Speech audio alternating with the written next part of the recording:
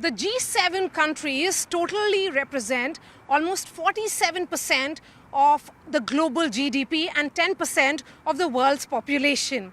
I am in Hiroshima, where the G7 Hiroshima summit will be taking place, and India has been invited for the outreach session. There are 3 outreach sessions where Prime Minister Narendra Modi will be a participant. So what is on Prime Minister's agenda? With me is Indian Ambassador to Japan. Ambassador George, really appreciate your time on a bright day, and the weather is quite pleasant here. Thank you very much. We look forward to the visit of Honorable Prime Minister to Hiroshima tomorrow. As you are aware, in March, Prime Minister of Japan, Mr. Kishida, had visited India, met our Prime Minister and personally invited him to come to Hiroshima summit. And the invitation has been accepted, and he is coming here tomorrow. We look forward to the visit. Particularly the significance of Hiroshima in the backdrop of an ongoing conflict between Russia and Ukraine. You have an aggressive China and also the tensions in North Korea. Do you think the G7 countries will be able to send that important message of nuclear disarmament? India always stands for peace.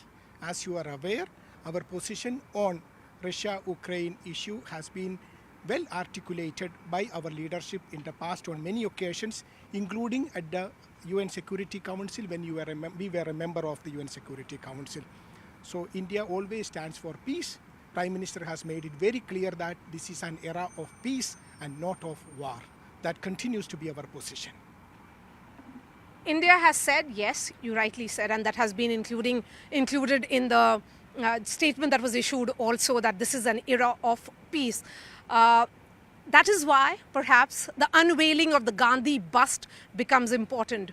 Gandhi being established in Hiroshima. Gandhi is a symbol of peace.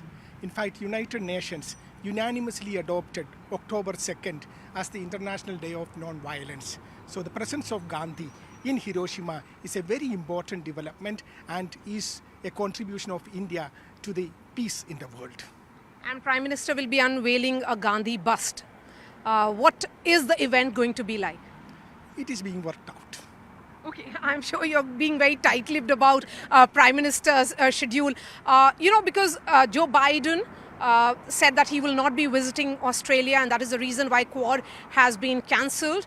There is a high probability that there could be a Quad summit on the sidelines. Can we confirm that there is a high possibility of that? It's work in progress, I would say. That is also a work in progress. What about the bilaterals? Again, yes, it's a work in progress, I would say. Let's talk about Hiroshima and the significance of powerful nations meeting in Hiroshima and 8 countries, including India, being invited. India being seen as the representative of Global South. See, India is a very important partner in today when it comes to peace and stability and also prosperity. If you look at it, India is the largest populated country in the world. We are 1/6 of the total population of the world. It is the 5th largest economy in the world. It has one of the largest youth population in the world. So India is a country which is being recognized as an important partner by all across the globe, including the G7 countries. So our participation in this important summit is very important. We look forward to a very successful summit participation by India in coming days. And there has been a lot of discussion around, is there a need to expand G7 into perhaps G10 or D10, Democracy 10? Because India and the role it is playing in post-COVID world is very, very important, and the world is watching India. I think I should not get into any speculative comments on this. Sure. Ambassador George, my question then is, the significance of Hiroshima, and this is the city which was destroyed and devastated during World War II. Fumio Kishida, Prime Minister Kishida, I would say, choosing Hiroshima because this is his home district. He also represents this district. What is it, according to you, he's telling the world?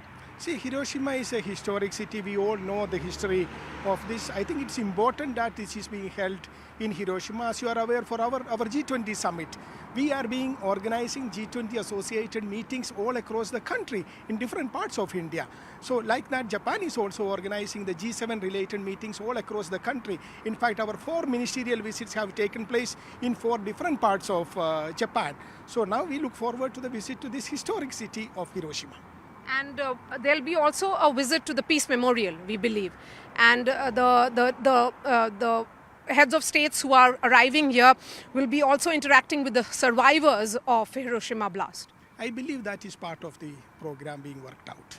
Part of the itinerary. Ambassador, before I let you go, I want to understand the weather seems to be certainly welcoming the world leaders.